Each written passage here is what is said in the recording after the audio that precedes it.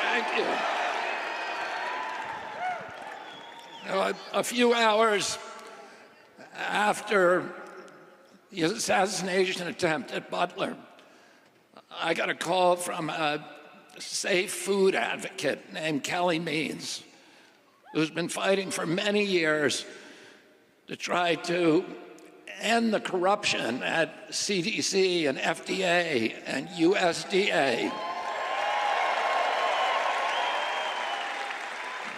And these institutions, these regulatory agencies, are actually run by the big food processing companies, the big ag and the chemical companies that they're supposed to regulate. And he said to me that he'd been advising me for many years and on my campaign. And he told me that night that he was also advising President Trump. And he asked if I would talk to President Trump. And I said, of course. And about a few minutes later, I got a call from the president. And we talked. We had a very good talk. And then he invited me to come see him the next day. And I went to Minneapolis and saw him.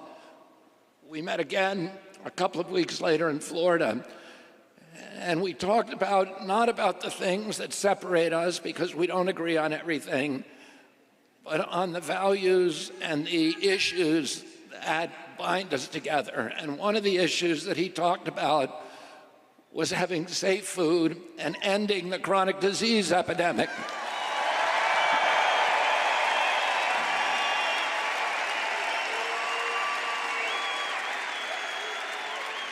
Our children are now the unhealthiest, sickest children in the world.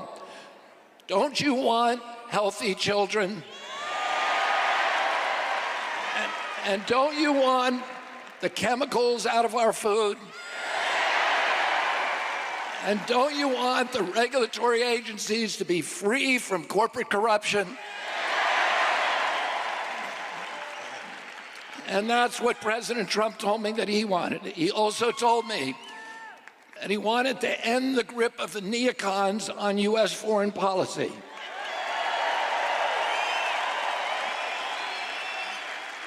He said he didn't want any more $200 billion wars in Ukraine, that we could use that money back here in the United States.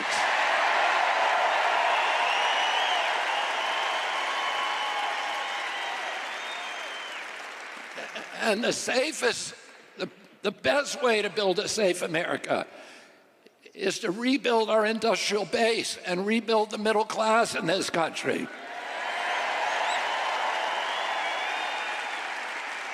And don't you want a president who's going to get us out of the wars and who's going to rebuild the middle class in this country?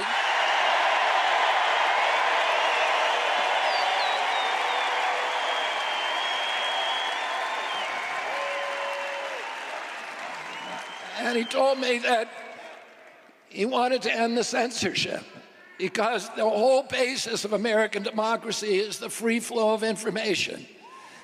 And we know that a government that can silence its opponents has license for any kind of atrocity.